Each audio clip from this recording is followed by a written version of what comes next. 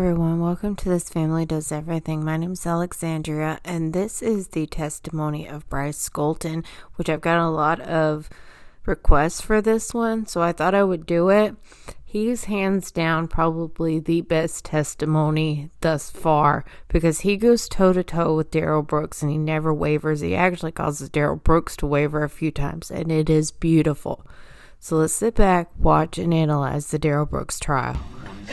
There's no history on them because they're all blacked out. But when I click like that, it'll take me to the amendment. But the Wisconsin one is for 1975 is 200 pages long, and I've been digging through it. Yeah, okay. All right, welcome back, everyone. We'll have the jury brought out, and the state may call its next witness when the jury is out here. Go ahead.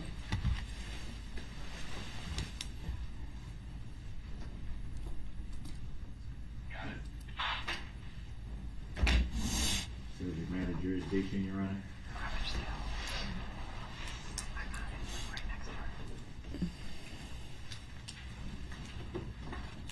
Could that at least be noted for the record? Your objection's noted for the record. I don't believe the audio's on. Your objection is noted for the record. I addressed that yesterday. I will not be addressing it again. Was I at least heard for the record? Because you just stated that the audio wasn't on. I heard it. Did the record hear it? Yes.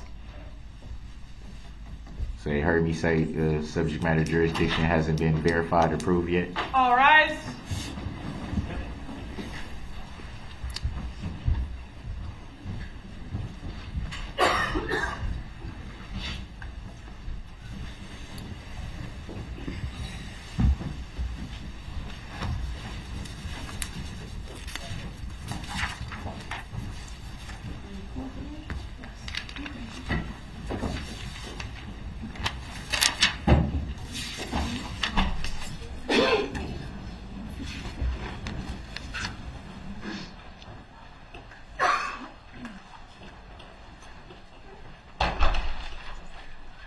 Thank you, everyone. Please be seated.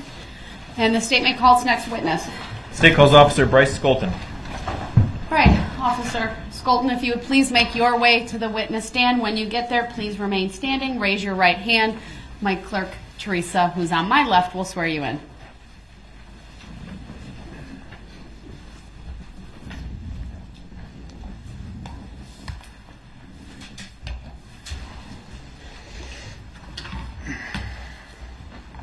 The first thing I will ask you to do is to state your first and last names for the record and spell each.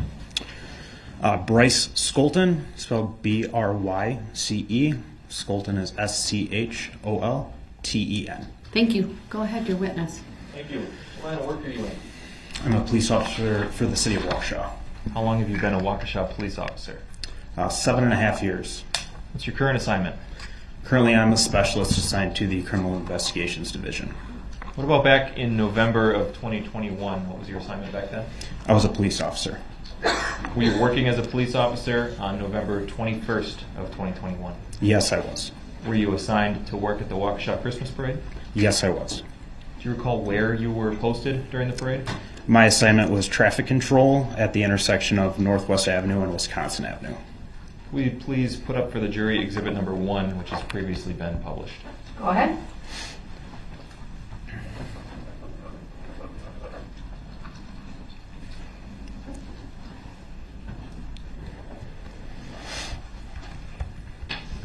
Could you circle for us the intersection where you were posted on Yes. this map? Actually, it's a touch. Use your finger. Just use your finger. I may want to take that away. Thank you. Okay, so you've circled the intersection of West Main Street and Wisconsin Avenue, correct? Correct. What does the purple line on that map depict? The purple line is the parade route for the Christmas parade. But then, what happens to the purple line at Main and Wisconsin? That is where the line stops. That is, I believe, where the vehicle left the parade route. The vehicles and the groups and the participants of the parade who were marching on the parade route, where did they go once they got to the intersection of Main and Wisconsin? They continued down the parade route, which was eastbound on Wisconsin Avenue, and then after reaching Maple Avenue, then they were to go southbound. And the library is near that intersection, is that right? Correct. Traffic coming eastbound on Wisconsin Avenue from the west, were they able to get through the intersection where you were posted? No, I had traffic blocked off where I circled there. You can barely see anymore, but the red line, that is how I had barricades across that intersection. So all eastbound traffic on Wisconsin was forced to go southbound on Northwest Avenue. Okay, what about traffic approaching from the south on, West Avenue? Yes, so northbound traffic on Northwest Avenue could only go westbound on Wisconsin Avenue. Do you recall what you were wearing that day? Objection, Brother Dan. Overruled. Yes, I was wearing my standard police uniform with external carrier and a police jacket, and on my outermost layer was a neon traffic vest. We could take this exhibit down, please. What was that number again? 1. Thank you. That's what I thought. Were you the only police officer stationed at that intersection? Yes, I was. Do you know approximately how far away the next closest officer would have been? I believe the next closest officer was approximately 2 blocks away. Did you have a police radio with you while you were standing in the intersection? Yes, I did. At some point, did you hear something on the radio that concerned you? Yes. Describe that for us. I heard, so the parade was on Channel 3, so that's what I was assigned to. These radios also have the ability to scan other channels, so I was scanning Channel 1, which is what the road squads were working on. At that time, I heard a call for service on Channel 1 for the road squads to be dispatched to, and it was some sort of domestic disturbance or fight in Frame Park, which was east of my location. I heard squads responding to that from the south portion of the city, and Northwest Avenue or West Avenue is one of the main thoroughfares in our city to get from the southern portion to the northern portion, or at least to the downtown area. And I could hear squads coming from that area, so I blocked traffic to allow the squads to get through, and then I just continued on with my parade duties. What happened next? After that, approximately a minute or so later, I believe I started hearing radio traffic on both Channel 3 and Channel 1. I believe either a reserve officer or a community service officer on Channel 3 requested an ambulance somewhere on the eastern portion of the parade route. I remember it was sort of towards the beginning of the parade. They were asking for an ambulance because someone had been hit. Then what happened? I believed that it was something stemming from the domestic or the fight, because during that fight someone had fled on scene and someone had been flagged down who had reported this incident. So I believed that the hit was something to do with the physical altercation that had happened. Moments later, this was all sort of spun out of control very quickly. Radio traffic became more and more difficult as Channel 1 and Channel 3, so as officers on the road and officers and community service officers and reserve officers were working the parade, everyone was starting to get on the radio, and more people started calling for ambulances. And then I could tell as people were calling for them, it was moving westbound on the parade route. What did you do as a result of hearing that information on the radio? It was tough to piece all together. I didn't know exactly what was going on. I knew something was happening, but I didn't know exactly what. I have a collar mic, so my microphone was approximately right about here on my chest. I don't have an earpiece. That's just what I use. So between trying to listen to the radio microphone and the parade, it was sort of hard to piece together.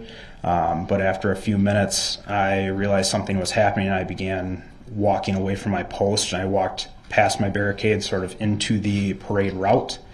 And as I did that, I was looking more to like northeast. I couldn't see that much of the parade because where West Main Street ends right there. It's got a hard turn to go southbound to Wisconsin, so I could only see approximately, I don't even know, maybe 100 yards or less of the parade route.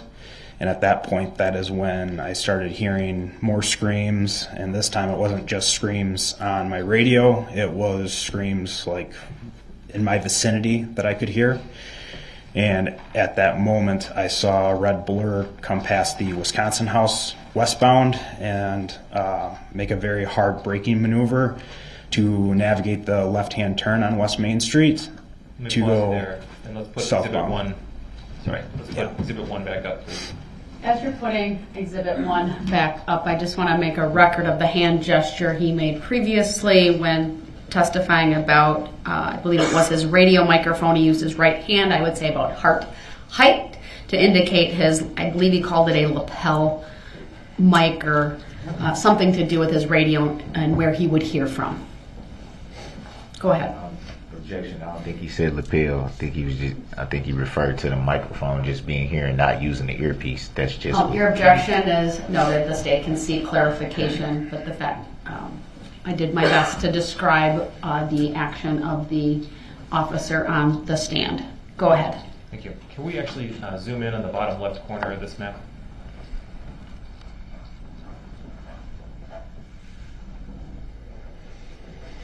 You mentioned the Wisconsin house. Can you describe for us where that is?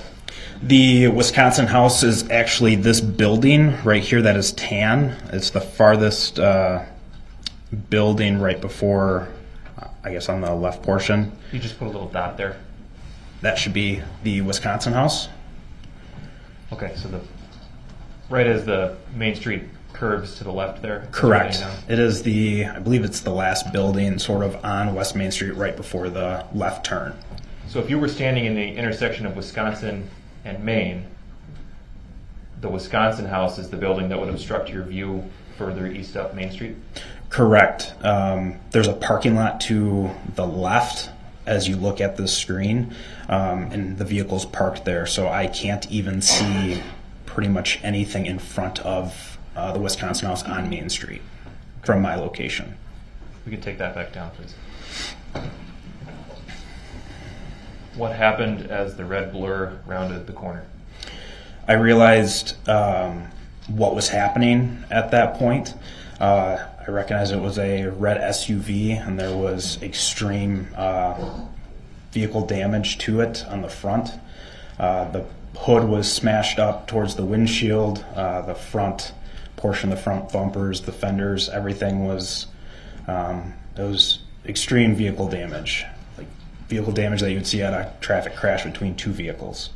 At that point, between all the screaming, I heard everyone calling for ambulances and help, and then realizing people hit, I knew it was now people hit by a vehicle, and I knew that those initial requests were so far eastbound on the parade, and now I'm at towards the end of the parade, or at least the end of the portion of Main Street. I knew that this vehicle had likely, and based on the speed of the vehicle, that the vehicle had ran through the entire parade route and likely severely injured people or killed people, and at that point I thought it was a terror attack at the parade. What happened as the SUV continued southbound? As the vehicle navigated its turn to go southbound, it accelerated towards me. That is when I knew I had to use deadly force to stop the threat.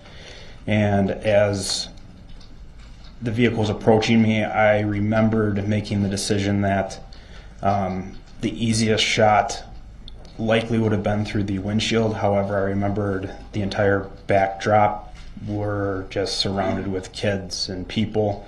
So I waited for the vehicle to pass me and tried to direct my rounds as most southern as I could because there were less people in that direction. Where were you standing in the intersection as the vehicle passed you?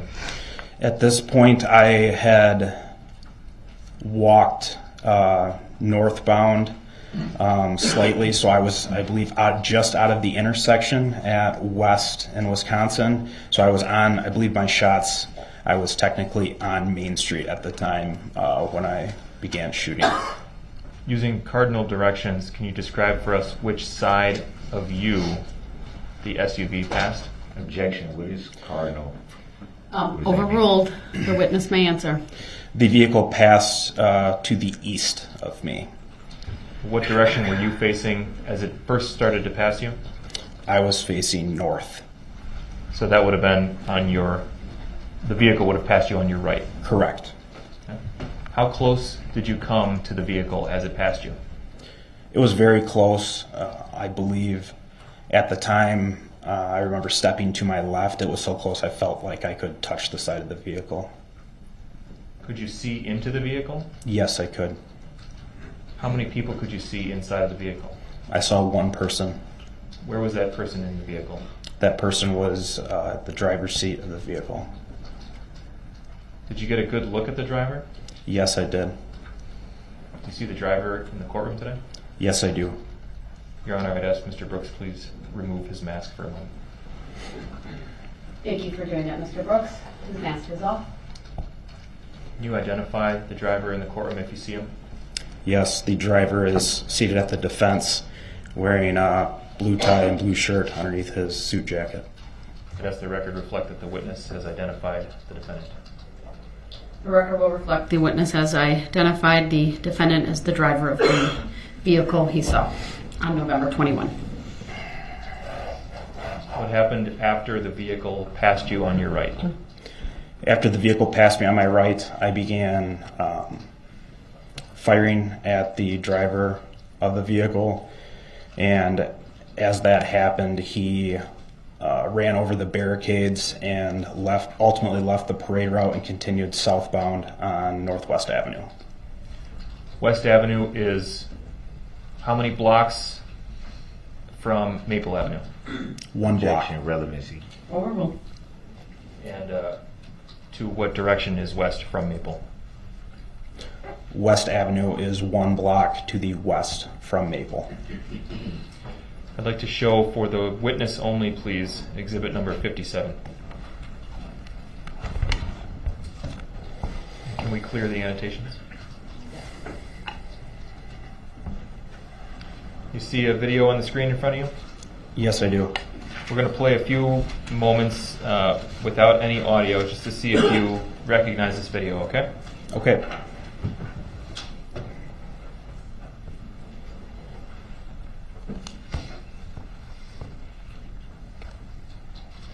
We've played 7 seconds for you. Do you recognize this video? Yes, I do. What does it show? This is the vehicle that was driven by Darrell Brooks during the Christmas parade that drove past me and I shot at. Objection. I don't consent to her being called that name, or nor do I identify it. I'm hearing third party. So Your I want that objection stated is for the noted. record. It's overruled. The witness has previously identified you. I want Go that ahead. stated for the record. You may ask your next question. Does this video accurately depict the scene as you saw it that day? Yes, it does. Move exhibit 57 into evidence and request permission to publish. Exhibit 57 is received by the court and permission to publish is granted. This is a 19-second video. I'll wait for the bailiff to signal that the jury has it.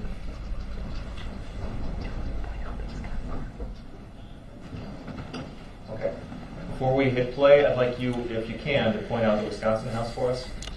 The Wisconsin house is this brown brick building here on the right that has the Golden Moments Gentleman Beer sign right here. Thank you. We can clear that. And we'll watch the entirety of this clip with volume, please, at regular speed. Okay.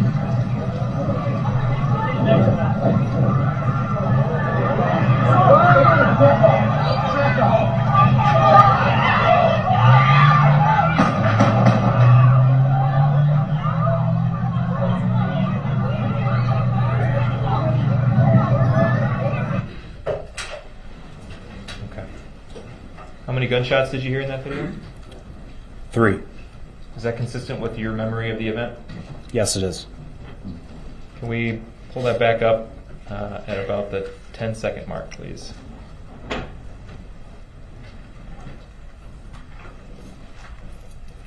Do you see yourself at the 10-second mark? Yes, I do. Can you circle yourself for us? You're the only person at this 10-second mark wearing a yellow vest. Correct. Okay, we can clear that, please. Can we slow this down with no audio? Slow it down to about 50%, please. And play from there.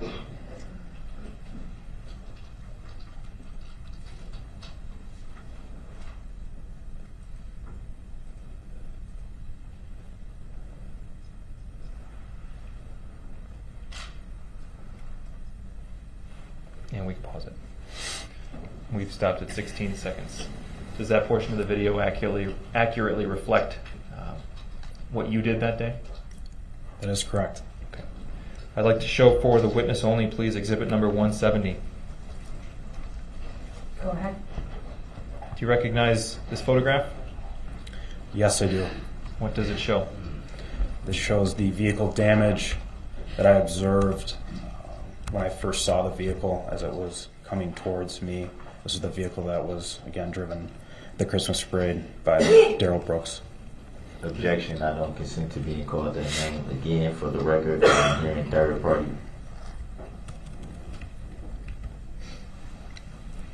The For the objection, record.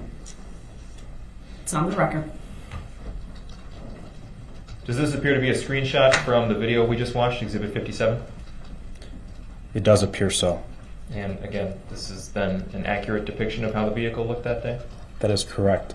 I move exhibit 170 into evidence and ask to publish. Objection. Relevancy. Overruled. Exhibit 170 is received. Permission to publish is granted.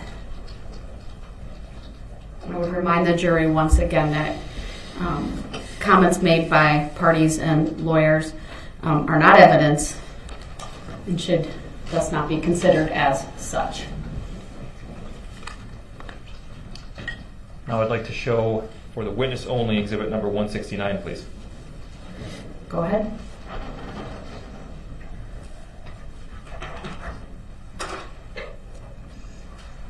Do you recognize this photograph? Yes, I do. What is it? This is that same vehicle. It appears to be just moments after that first picture we just were shown. Does this appear to be a screenshot from the video in exhibit 57? Yes, it does. Is this an accurate depiction of how the vehicle and the driver looked to you that day? Yes. Move exhibit 169 into evidence and ask to publish. Exhibit Objection. 169 is received. Permission to publish is granted. Objection. Noted. Overruled.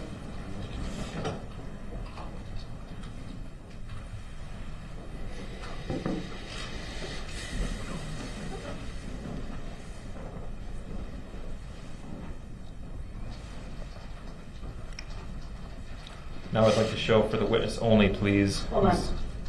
Was that in the jury box? Okay, it was there. Thank you. I'm sorry, I didn't quite catch that earlier. All right, so next exhibit you may show to the witness. Exhibit 58, please.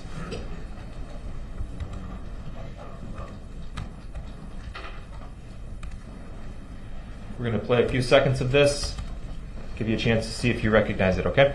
Okay.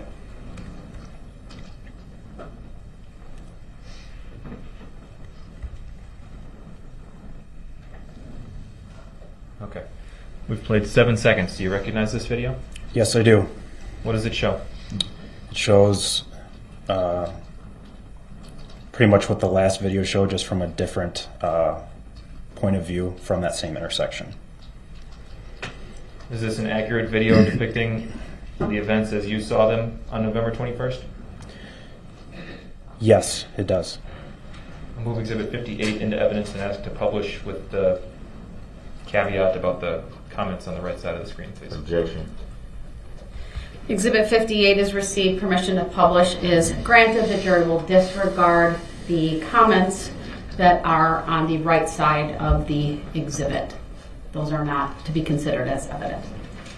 This is a 15-second clip. We'll play it once at regular speed with audio, please. Oh my God! Oh!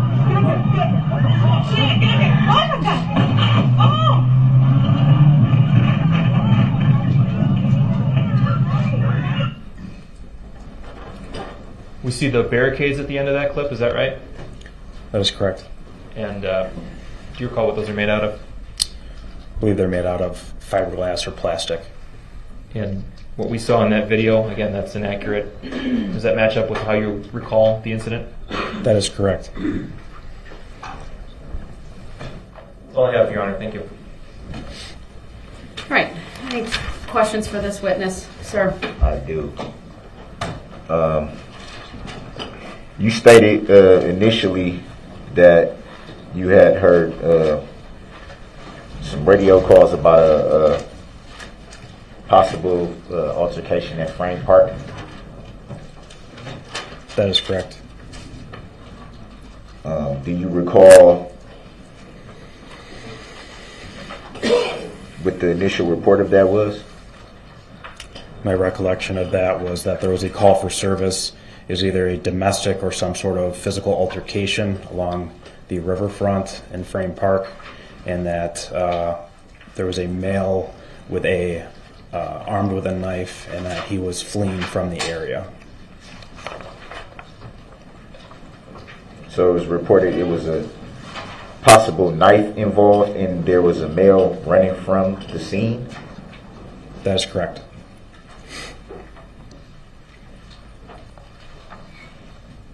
And were you ever given any further information about the male with the knife that was running from the scene? No. Any information that the male with a knife running from the scene was in a vehicle at any time? No. Do you know if any investigation was done looking into that supposed fight at the park? Yes. And what did you learn?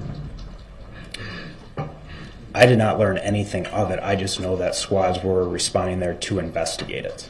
I was not updated on their findings or what they had investigated. I just know that they were dispatched there for that investigation. Do you recall if there was ever a knife recovered or a suspect recovered in that supposed incident?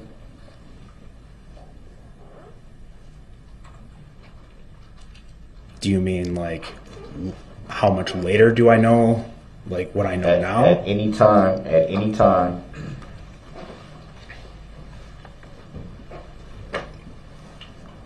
Do you know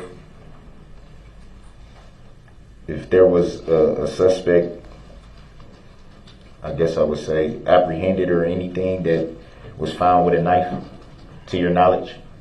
To my knowledge, I do not know if the suspect from that incident, which was you, was located with a knife. You, what do you mean? You, Darrell Brooks. I know you were the suspect in that incident, and I know you were taken into custody approximately 30 to 40 minutes later. I do not know if you were armed when you were taken into custody.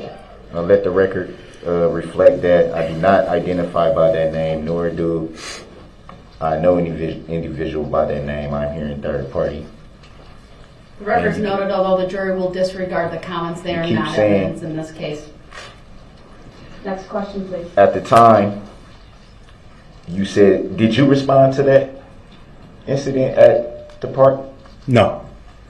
So how can you know who was involved with it if you didn't respond yourself?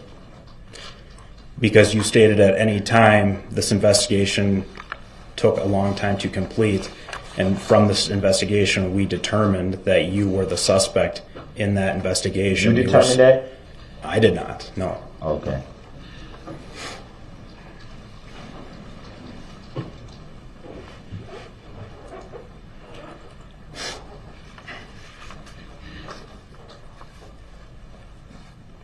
So basically, you're just going off what you were told, because you just stated that you didn't make any determination, nor did you investigate it. Would that be fair to say? That's correct.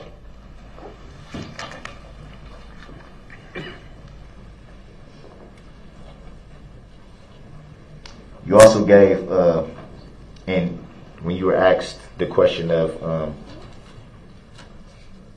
were there any other officers along the route, or I don't know if that was referring to side exits or anything of that nature, but I recall you stating that you gave an estimate, stating that you weren't sure where other officers were stationed, but you gave an approximate estimate. Would that be fair to say? That is correct. And would that have been officers stationed at different cross streets? That is correct. Do you know if those cross streets were barricaded? I know that there were barricades across numerous intersections for the parade route. That's how we shut down traffic in the downtown area for parades. So pretty much every side street is barricaded. I can't give you specifics on what streets were barricaded, but yes, the vast majority of streets are barricaded to stop traffic for the parade route. Can you pull up Exhibit 1 and publish? The state would please do that. Thank you.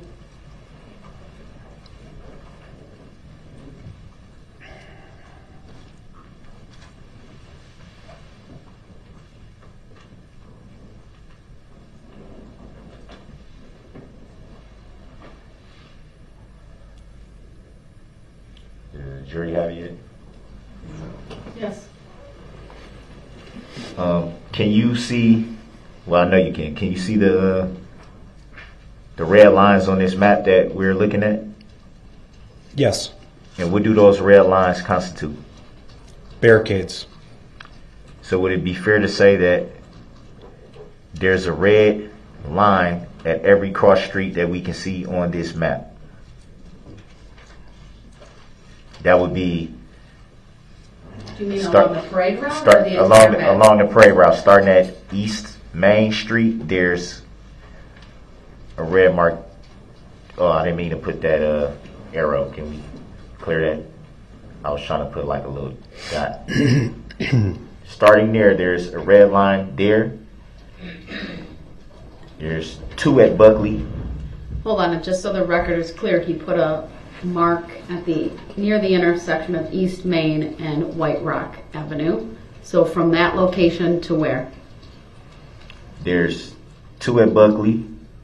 Well, hold on, you're testifying now. You gotta ask a question. So the jury will disregard that Are statement. there 2 at Buckley? Yes. Is there one at Martin Street? Yes.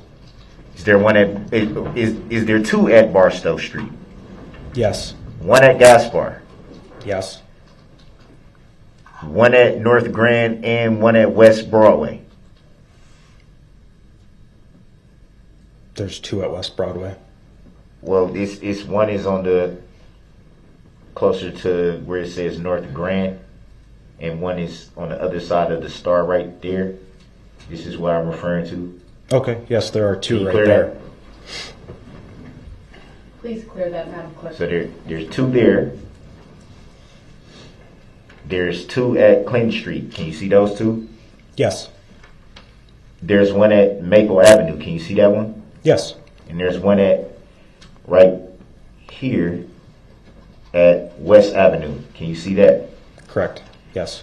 So it would be fair to say that there's pretty much barriers at every single street from White Rock and East Main to West Main and Northwest Avenue. Yes. Barricades at all those streets. Yes. Do you know if there were officers stationed at those barricades? Yes. This map shows, it appears, where everyone was for their assignments that day. So would it be fair to say if someone wanted to exit the parade route, they would essentially be blocked in by the officers and barricades? No. There are barricades at these streets we can see. Would that be fair to say? No. So it's not fair to say that there's barricades at these streets? It's fair to say that there's barricades at the streets. So essentially, if someone was leaving the parade route, can they just go right through the barricades? Based on the previous videos that we just were shown. Not based on the previous videos. If someone was leaving the parade route, can they just go down these streets that are barricaded? Can they just drive right out of there? Yes, the video showed that. How when it's barricaded? As the video were shown earlier, the vehicle went right through the Hold on, barricade. you asked the question. You have to let him answer that. He's giving you the reason. You asked him how. He's explaining it. There's plenty of ways to get off the parade route. You can stop after being given lawful orders by officers, and they could have directed you off the parade route in a safe manner. You could have stopped the vehicle at any point, or you could have driven through plastic barricades like you did at Northwest Avenue, where I was located. So yes, you can drive through plastic barricades. The you refer to as who? Darrell Brooks, you, the person that's talking. The you? And how did you come to the conclusion of that name, as you stated that you couldn't see past this building here, which you said is the Wisconsin House? Would that be fair to say? Well, that's a compound question, so you need to rephrase that, sir. You state clear this right there. Please? Is that a please? Can you clear this circle and arrow right here? That's. Thank you, Madam Clerk. You stated that from where you were positioned that you couldn't see around that building. Did you say that? Yes, I did. So it would be fair to say you also couldn't see what was happening along the parade route on Main Street. Would that be fair to say? That is correct. So it would be also fair to say that everything that you knew up until that point came over the radio and you didn't have firsthand knowledge. That is correct.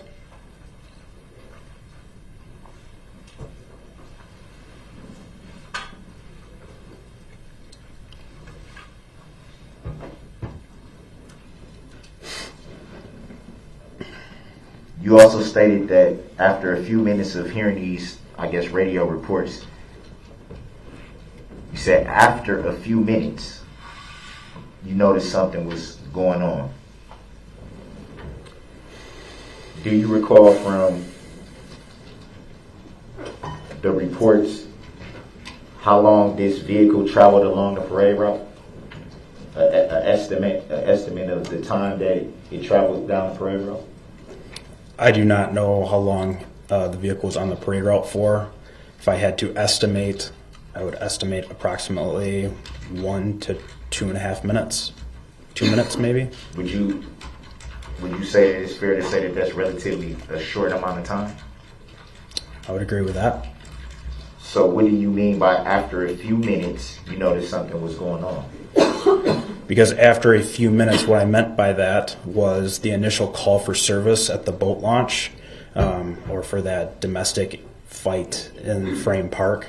From that time frame, from when squads were responding to there to the time that I had shots fired, that is what I mean by a few minutes. So you have to take into account the time for squads responding to that call. I don't know police protocol, so just asking. Mr. Brooks, please ask your next question. I'm getting to it. No, right, but I have to advise the jury to disregard the comment because it's not testimony.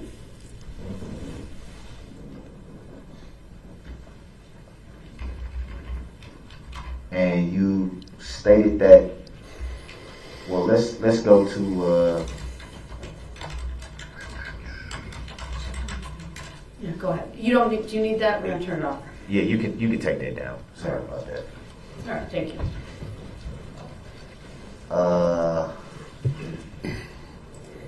I believe it's Exhibit 57.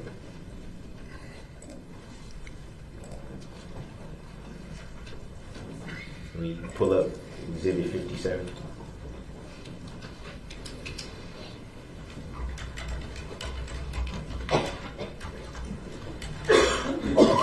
Can we bring it to about 16 or 17 seconds.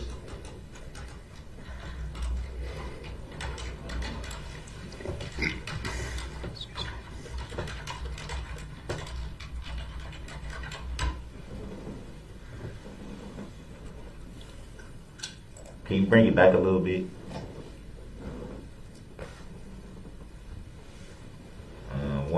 One more second if you could. Darrell, can you pause it there? Would it be fair to say that those are barricades that are laying in the street there? Correct. Any idea why they were not standing up? Yes, I do. What would be the reason? It was very windy that day, so when they were standing up how they normally are, they kept on blowing across the street. So we tilted them on their sides so they wouldn't get blown across the road, and they would still stay up there and block traffic. They would be able to block traffic by laying down, Yes, they serve the same purpose. but they would be able to block traffic by laying down. I guess I don't understand what your question is here. Would it be much more easier to see them if they were facing upright than laying down? I think the height difference between them laying down and being upright is probably quite minuscule, because as you see, the legs that are now up in the air are approximately the same height as what the bar would be if they were standing up how they normally are. And you come to that conclusion how? Based on my training experience after deploying barricades on numerous events and working several parades in my work history. So you would estimate that a barricade facing upright and a barricade laying down would be the same height? Approximately.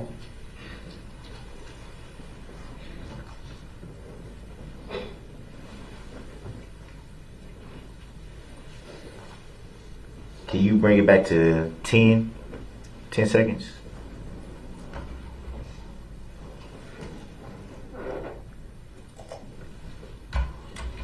From what we're looking at right now, it's a little hard to see.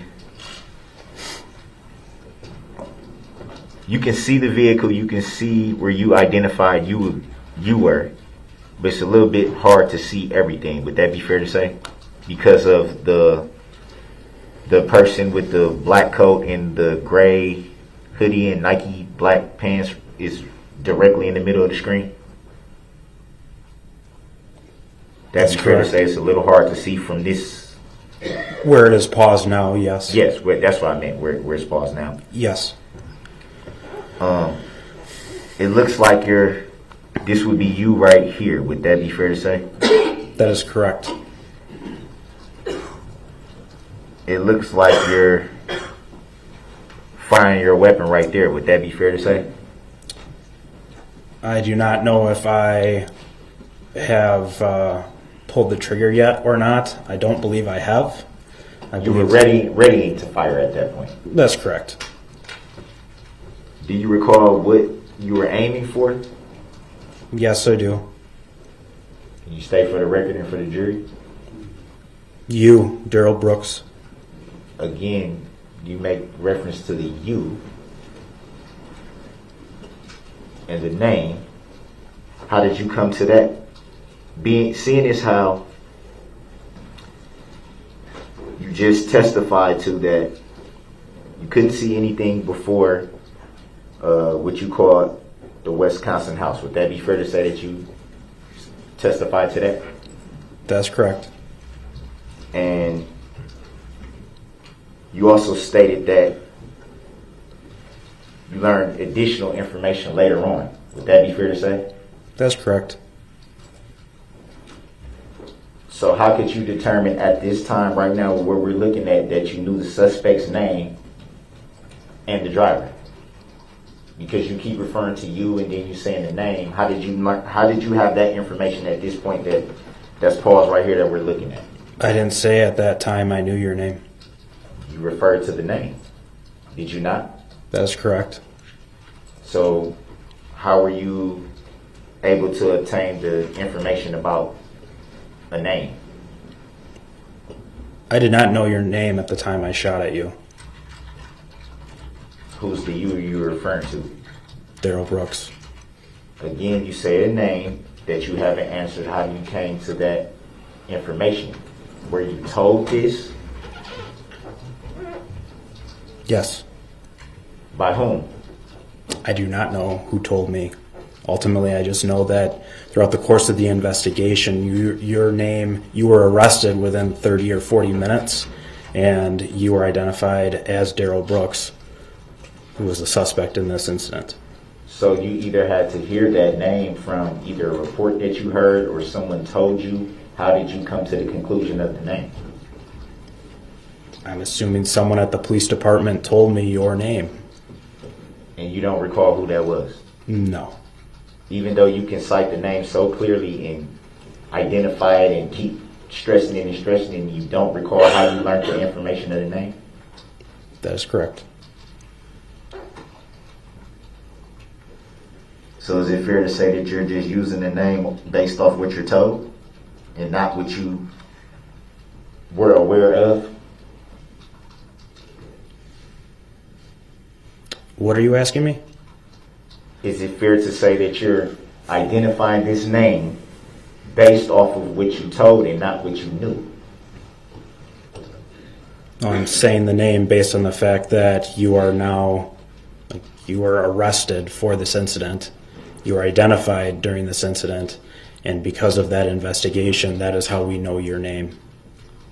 Would it be fair to say, and obviously you said you've been in law enforcement for 7.5 years, correct? Correct.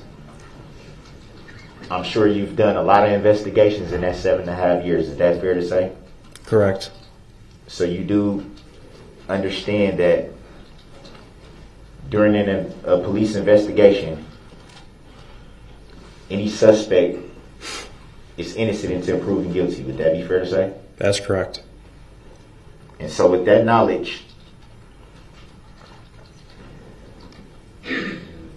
why are you so adamant about the name of the suspect that you just testified to not being aware of at the time?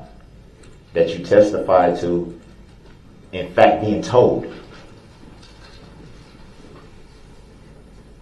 I'm sorry, I'm confused by your question. Can you say it again? I think it was clear, but I'll say it again. Thank you. Well, I'll say it this way. You testified to not being aware of the suspect's name at the time. Correct. You also testified to being told of the name, correct? Correct. I don't know how I came about your name. I would assume it was through the investigation at the police department. And were you, in fact, part of that investigation? No, I was not. So it would be fair to say that by you using a name, you would not be short. How can you be short? I'll object. Grounds. Argumentative. It's been asked. It's been answered. It's argumentative. The objection is sustained. Please ask your next question.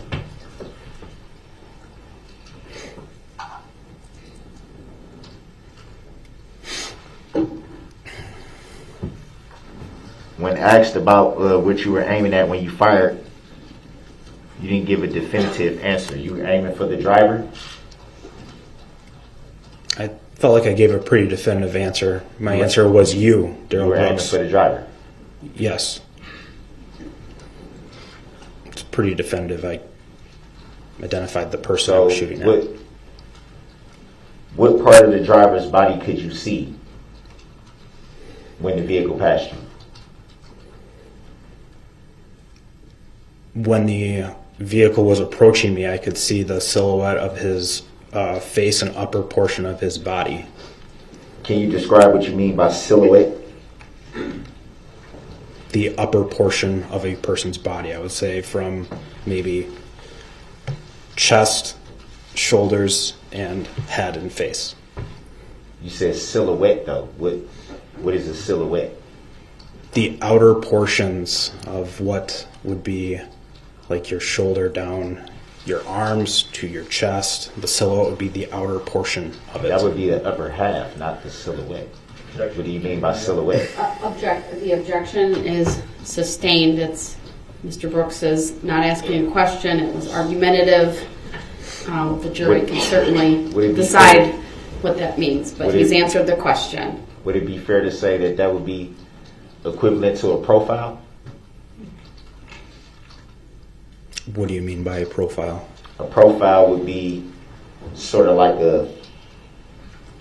a side angle view. Would it be fair to say that a silhouette would be more of an outline that would be kind of similar to a profile?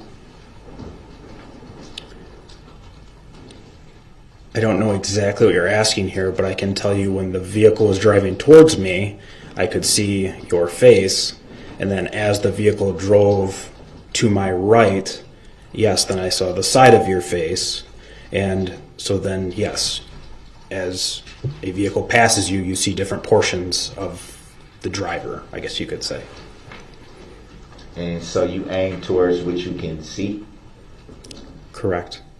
So that would be the upper part, as you say, you said the shoulder. You made I think it was your left hand pointing to your right shoulder, shoulder and up silhouette, as you say?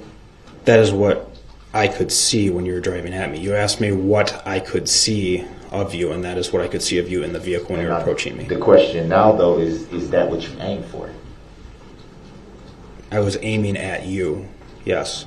At what you can see? I was aiming at you in the driver's seat, yes. Shoulder, as you pointed to, and up, correct? Would that be fair to say? Yes. Firing a weapon of your caliber, would any of those shots be kill shots? Yes.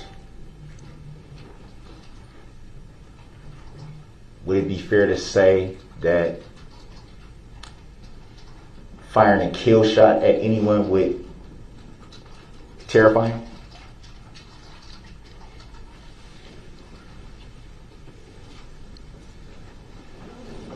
I'm sure being shot at is terrifying.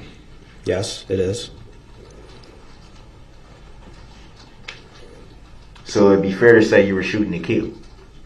No.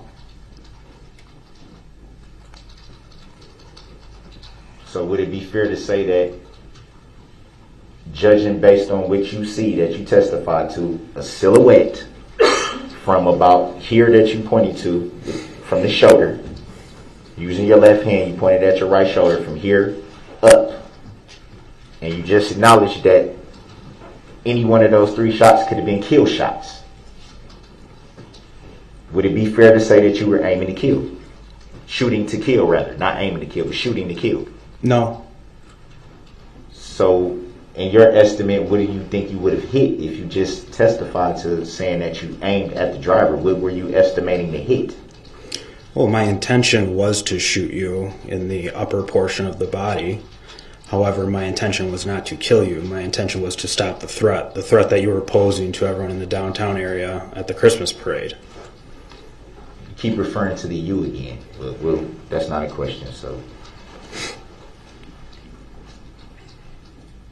By your estimation, acknowledging that those were kill shots, if you connected with any of those shots, is it possible the driver could have been killed? Yes. And would it be fair to say that that's deadly force? Yes.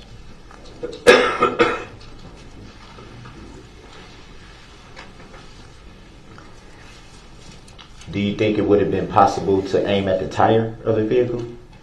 No. Why not? Would shooting the tire of the vehicle not stop the vehicle? No, it would not have. So a blown tire would, to your estimation, a blown tire would not stop a vehicle from moving? No, it will not. So it'll just keep on. It won't even slow down? That is correct. I'm trained to stop the threat. You were the threat. The vehicle was not. The vehicle was the weapon in which you used. So that is why I shot at you. There's the you again. Pretty clever.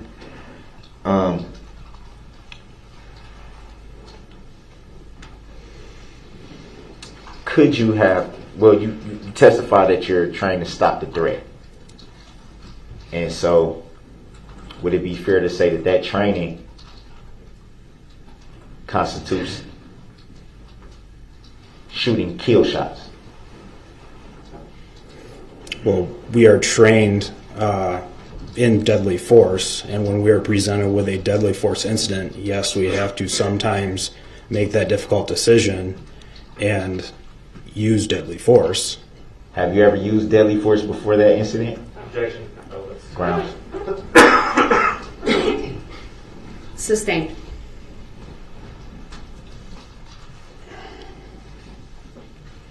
You said you're trained to use deadly force. So would it be fair to say that anytime you shoot your weapon, it would be deadly force? When it is directed at a person, yes. Were you injured in any way during the incident? No, I was not. And at the time, being where you were positioned at, you've already testified that you could not see what was going on during the parade route from your position. So, why did you feel the need at the time, not knowing the full extent of what was happening, to use deadly force? Because as I previously stated, based on the fact that the radio traffic for people screaming for ambulances, and as different officers were getting on the radio, and it was progressively moving further and further westbound towards me on the parade route, that, and then officers saying someone was hit, which I initially thought was a physical altercation, someone being hit, but it was a vehicle versus person hit. Based on that, the vehicle speed at which, yes, I could not see it down Main Street. I only had a couple seconds at most until the vehicle from where I saw it was to my location. So based on the amount of vehicle damage, I knew the vehicle had been striking pedestrians in the roadway, and because of that, that's a deadly force incident. So that is why I deployed deadly force. So you said you knew what the vehicle had. You knew. You said it multiple times. You knew. Yes. How could you know if you could not see around the position that you were positioned in? How do you know that? Because based on the speed of a vehicle on a closed roadway during a parade, and people running out of the way so they did not get run over right in front of me, between all of those things, I knew what had just happened, and that is why I had to take action. And you knew based on the radio reports? I would say everything that I had just previously described, all of that encompassing, yes, that led up to my decision making into, yes, now I knew what had happened. I did not know previous to that what was going on. I did not know there was a vehicle on the roadway until I saw it. And it all made sense when I put everything together. When you saw it, by the time you saw it, as you said, it was a couple of seconds. So at that point, did you observe the vehicle strike anyone from the time that you saw it? No, I did not. I was focused on the vehicle, so I just remember that there were a ton of little kids and adults on the sidewalks. I knew there were a lot of children right in the roadway right there. And I remember seeing people like running, but I wasn't really paying attention to the people. I was just focused on the vehicle. So it was really all I was focused on at that point. You weren't paying attention to any other people? That was not my primary focus. But you do recall that no one was struck from the time you saw the vehicle? Yes, after looking back after videos later on throughout the investigation. No. From what you saw, from which you observed with your own eyes. No, I can't recall ever seeing someone hit right in front of me. No, I do not recall that. Does the exhibit videos that you saw here today, does anyone get struck in those videos that you saw today? No, not that I saw today. And you still made the decision to shoot to kill? That's correct. Actually, correction, I shot to stop the threat. If ultimately you would have been killed from that, that is a possible outcome. But you did testify that they were kill shots, did you not? Objection. Argumentative. Sustained. It's also been asked and answered in multiple ways. Do you recall what your shots hit? If anything? Yes. Later on, throughout the investigation, when I gave At the time. Not later on, at the time where you fired the shots. Mr. Brooks, you asked a question. He was attempting to answer it, so you have to I let. was trying to give him clarification on what I mean. But you have to let him answer the question that you asked, and if you feel the need for follow-up, then you can do that, or ask a very specific question. But I'm allowing him to answer. He was interrupted. Go ahead. I believe it was 3 days after the incident. That is when I gave my voluntary statement to Detective Kirby and Detective Casey, and upon completion of that statement, I asked them if they could share any information with me, and during that conversation I was shown a picture of the vehicle and where my round struck the vehicle. You stated you asked them for any additional information that they could give you. Correct. So it would be fair to say at that time you still didn't have a lot of information. Would it be fair to say that? That is correct. I didn't know where my rounds had struck previous to that. Did you ask them in the statement that you just testified to, saying you asked them if they could provide you with any more information? Did you at any time specifically ask about the shots that you fired when you requested if they could give you any more information? I do not remember the specifics of what questions I asked in pertaining to what information they could share with me. I think it was sort of a generalization of what can you share with me at this point. So would it be fair to say at that point that there's a possibility that you did not know the name of the suspect, nor did you know if you had shot the suspect at that time? At that time, I knew I had not shot the suspect, because the night of the incident, when he was taken into custody, it was relayed to me that he was uninjured and he had not been struck by any of my rounds that were fired.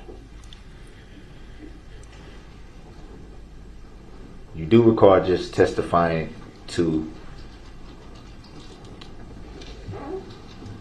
requesting more information from the detectives when you had the conversation with them. Is that correct? That is correct. And you said that you don't recall asking them about if your bullet struck someone. Is that correct? That is correct. So the day I met with Detective Kirby and Detective Casey, that was, I believe, 2 or 3 days after the incident, Mr. Brooks was taken into custody the night of. So when I was still at the police department, I knew that he had not been struck. So I think we're dealing with the questions I asked of the detectives. That was not the same night of the incident. I'm sure you asked, you didn't say it, but you said you don't recall the information that you requested. Would that be fair to say? No, I don't recall specifically what questions I asked I don't know specifically what questions I asked of them a year ago. I know it was a generalized, what information can you share with me at this point? Because I didn't know what was going on in the investigation or what leads they had or essentially what had happened after my involvement, I guess. So you didn't. It would be fair to say there was a lot of information that you still was unsure about at that point. Would that be fair to say? That's correct. So if there was information that you're acknowledging that you had no knowledge of, which would be essentially the reason why you would ask if they can volunteer more information to you, then how would there be any way of knowing if you struck the suspect? Objection. Grounds. Sustained. It's a compound, confusing question, please rephrase. And I also think it mischaracterizes the testimony.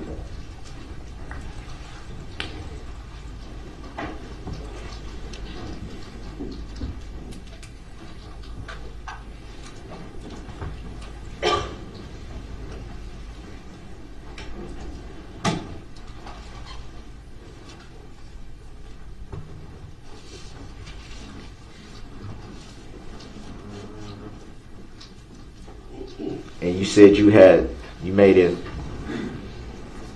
statement during your testimony that you had learned that the suspect was not injured. Do you recall who you learned that information from? I believe when I was back at the police department after the incident, so after using deadly force, you're ultimately removed from the scene.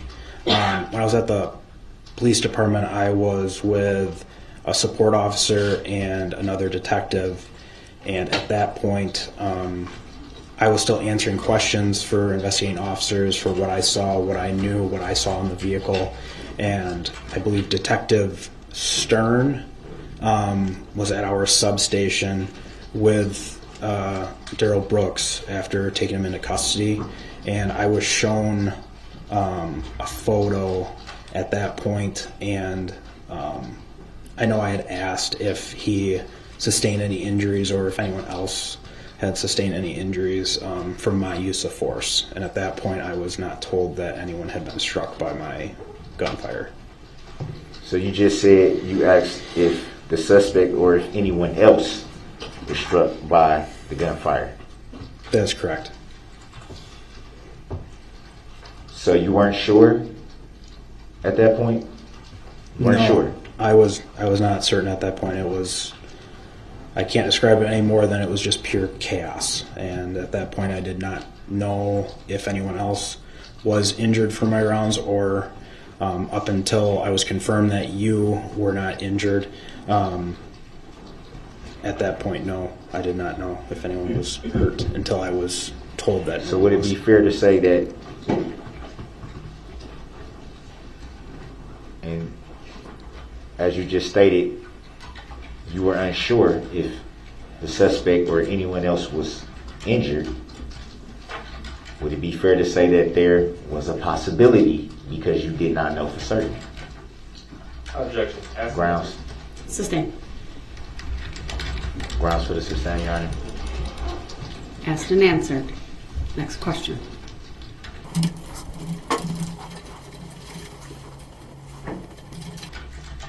After the vehicle passed you, did you observe it strike anyone?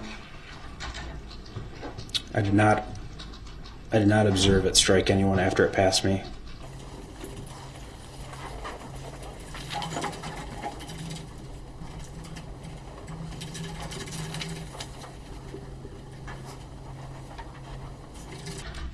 Do you recall who you? Well, I think you did. I think you said you gave your report to Officer Kirby. Is that correct? Detective Kirby, yes. I'm sorry, Detective.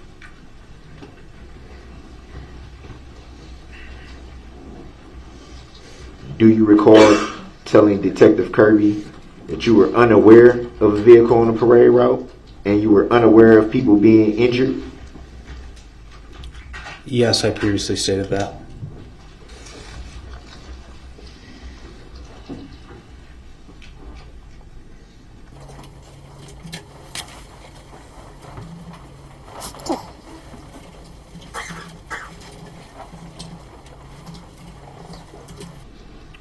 Were you able to make out a license plates from the vehicle when he passed you?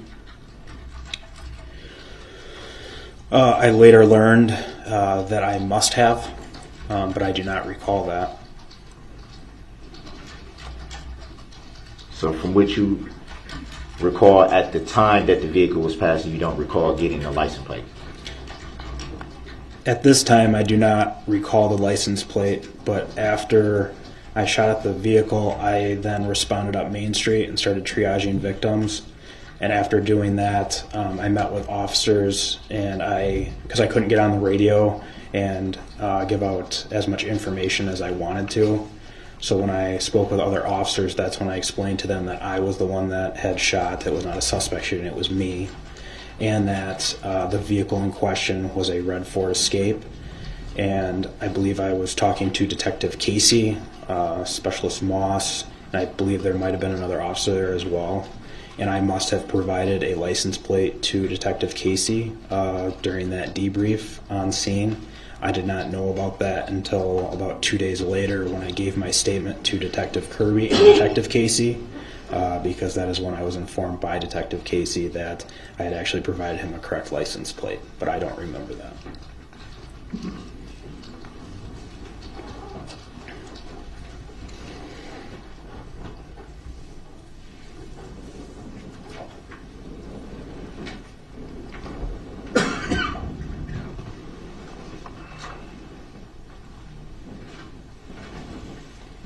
Any reason why you didn't mention the license plate in your report? Because like I stated, I don't remember it.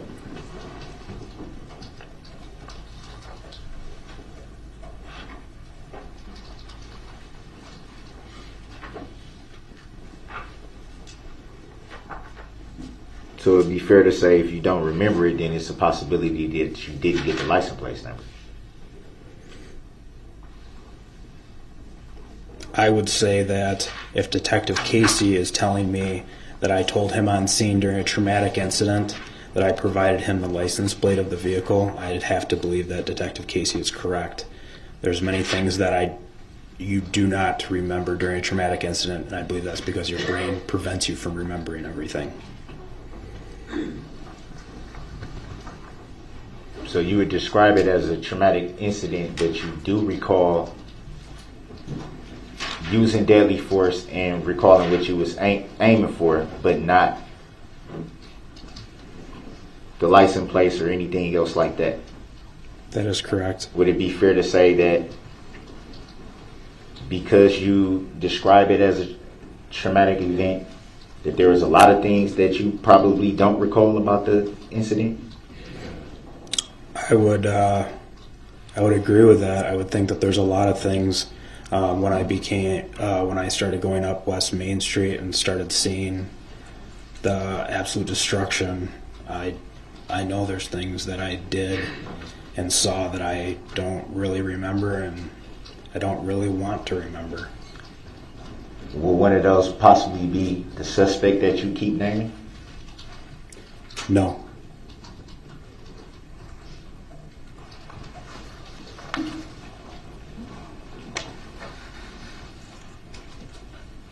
And how did you come to the knowledge of the make and model of the vehicle when on the exhibit that was shown, you only had interaction with it for a few seconds? How were you able to make out the make and the model of the vehicle? Because that vehicle model has been out for quite some time, and I'm halfway decent with vehicles, and I readily recognize that it was a Ford Escape. So you've seen many Ford Escapes? Yes. And you said the model has been out for some time, so what do you mean by that? Do you mean it's was an older 2022 model? now, and that Ford model was approximately a 2008-ish to maybe a 2011, 2010-ish, so yeah, they've been out for over a decade. And how did you come to that knowledge of an estimate of the years that the model could have been? Would you agree that that's pretty difficult to know just off the bat? No. Would that be fair to say? No. So it would be pretty easy to tell the make and model and year of a vehicle just by looking at it? That is correct. So it'd be fair to say if someone had a vehicle right here in front of you, you'd be able to tell just by looking at it for a couple of seconds the make, the model, and the year. Depending on what vehicle it is, yeah, quite likely. I'm decent with vehicles. What do you mean by decent? I can recognize many vehicles that are manufactured. Part of being a police officer is dealing with vehicles. We run a lot of vehicle registration plates. So when you match the registration to a vehicle on a response, you become very well accustomed to the many different vehicles that are manufactured. Did you at any time see the registration of the vehicle that passed you? Like I stated previous, I debriefed with Detective Casey during the incident, and he stated that I gave him a registration number, a registration plate for it. I do not recall giving him that registration plate, but Detective Casey informed me that I provided him a correct license plate for that vehicle. Would it be fair to say that a registration kit would it be fair to say that that automatically links to the make and model and year of the car? Would it be fair to say that? That if you rent, or if we're judging by the license plates, if you were conducting a stop, and to do that you will have to run the license plates, would it be fair to say that all that information would come up in your computer when you run the license plate? That'd be fair to say? You had a lot of questions right there. So okay, let me back up then. So if you were conducting a traffic stop, okay, and you pulled up the license plates of the vehicle that you were stopping, okay, would the information registered to that vehicle show in your computer? If the license plate is actually accurate and current to that actual vehicle, yes. Just so we're clear, the information would come up though. That is correct. It should, as long as the system is working. And did you have a system or any equipment that could have assisted you in learning the make and the model and year of the vehicle at the time of the incident? No, I was on foot with no other equipment. So is it fair to say that you did not know that information until later when you were told by Detective Casey or another detective? No, because like I previously stated, I can recognize vehicles pretty well, and I knew it was a Ford Escape, and I knew the approximate year of it. You did testify that, and you can also see from the exhibit video, that the front end of the vehicle was damaged. Would that be fair to say? That is correct. And you can still make out the make and model and year of the vehicle with extensive damage. That is correct. Could you see the emblem of the vehicle at that point? I don't recall if I saw an emblem or not. I know the body style of the vehicle, and I knew it was a Ford Escape. Would it be fair to say that many SUVs have the same type of body build? I'm sure some vehicles do look similar. So that would it be fair to say that there's a possibility that you could not make out the make and model and year of the vehicle, especially with it being extensively damaged to the front? No, I was confident that it was a Ford Escape. Did you notice any tints on that vehicle? The front windshield that I looked through, I know was not tinted, or it was not tinted enough to not make me recognize you. Did you see any tints on the side of the vehicle? Not that I recall. And if they were, they weren't that dark. You don't recall, though, for sure, if there were any tints to any windows of the vehicle you saw? Well, all windows are tinted to some extent. It just depends on to what percentage of tint that they come with. So I'm sure there is tint on the windows because vehicles come from the factory with some level of window tint. So I guess to your question, was there any window tint? I'm sure there was, but not to a degree that would prevent me from seeing who was driving it. Explain what you mean by tint percentage. So there's different varying degrees of tint that you can put on vehicles. Can you elaborate for the jury? I'll object.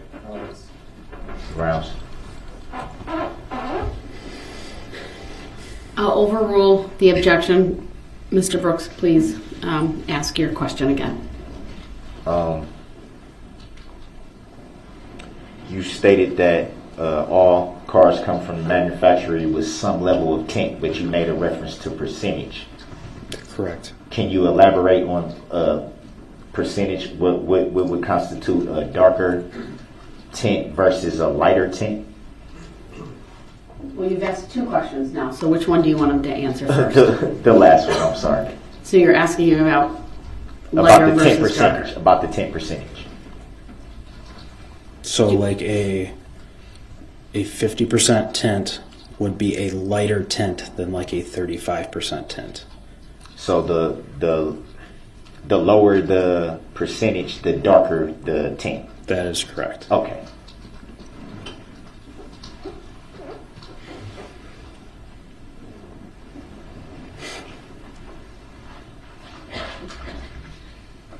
You stated that you're pretty decent with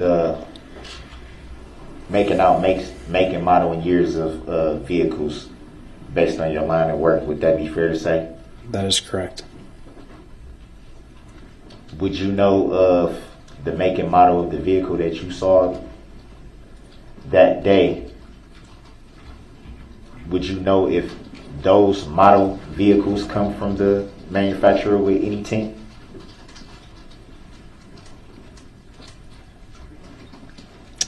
To be honest with you, I don't work for Ford, so I don't know if they come with tint, but I would assume as most vehicles, when they come from the factory, they come with some sort of tint. I believe usually the front is approximately 50% tint and the rears are usually, I think, 25 or 30 or something like that.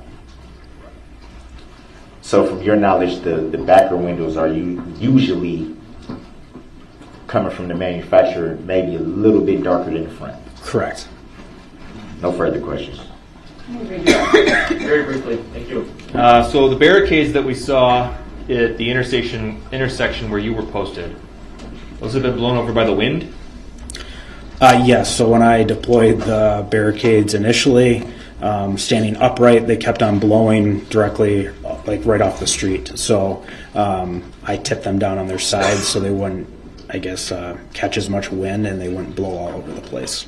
Did those barricades appear to slow down the SUV as it drove through them? Objection, speculation. Overruled, he may answer, given all of the cross. No, it did not slow the vehicle down at all. You discharged your firearm 3 times toward the vehicle? That is correct. Did all 3 rounds strike the vehicle? Yes, they did. Can we please put up for the jury exhibit number 3, which has previously been published? Go ahead. We're going to start at the 2-minute and 59-second mark if we can, and while we're working on that, can we please clear the screen now? Thank you. What exhibit is that? 3. We're at the 2:58-second mark on this exhibit number 3. Do you see a vehicle on the screen? Yes, I do. Does that appear to be the same color of vehicle you saw drive through the intersection where you were posted? Yes. Let's play from this second, please.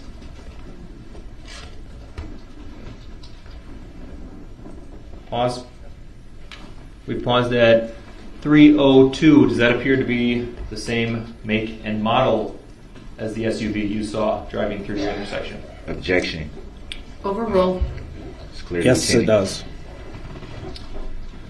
Is there a difference between this vehicle and the vehicle you saw at your intersection? The difference in the vehicle is that there's no damage on this one. Okay, let's play again from this point.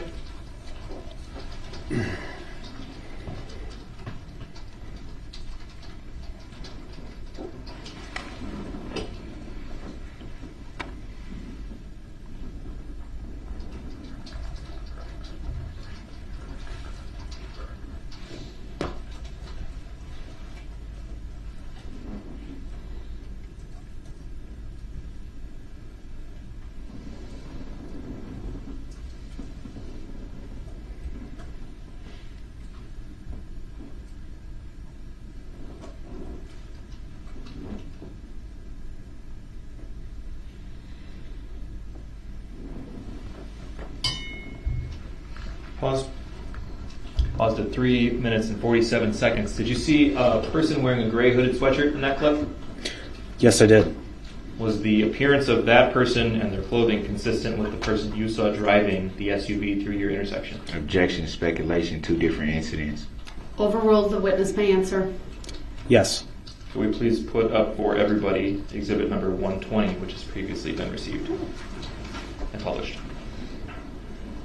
Go ahead. Okay. You see the photograph on the screen in front of you? Yes, I do. Does that appear to be a vehicle consistent with the one you saw driving through your intersection? Yes. And the person seated in the driver's seat, does that look like the same person you saw driving that red SUV? Yes. We put up for everybody, please, exhibit number 9. Go ahead. You see the photograph on the screen in front of you? Yes.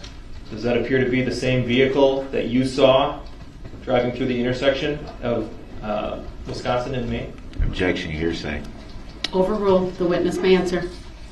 Yes. Does that appear to be the same driver of that same vehicle? Objection, hearsay. Overruled. The witness may answer. Yes. Will you please put up for everybody exhibit number 169, which has previously been published? Go ahead. Objection, relevancy. Overruled. See the photograph on the screen in front of you? Yes. Does that appear to be the same vehicle that you saw drive through the intersection of Wisconsin and Maine? Yes. Does that appear to be the same driver? Yes. What's going on with that front passenger window? It looks Objection, leading. Overruled. The witness may answer. it looks like it's rolled down. So if someone had, before this incident, painted that window black, covered it in a black paper bag, and taped it up with duct tape, and then rolled the window down, would that have prevented you from seeing through the front passenger window? Objection, speculation. No. Overruled. The witness may answer. Who was the person depicted in exhibits number 120, number 9, and number 169? Darrell Brooks. Thank you. Objection, I do not consent to being called that name. The objection is noted. However, the jury is You already- advised to disregard as it's not testimony. It's a comment. All right. Thank you, sir. You may step down. And I appreciate the patience of everyone as we concluded with that witness. We will now take our lunch break. It's 12:58. I'll give the jurors, I'll have the parties come back at 2 o'clock, and the jurors probably shortly after that.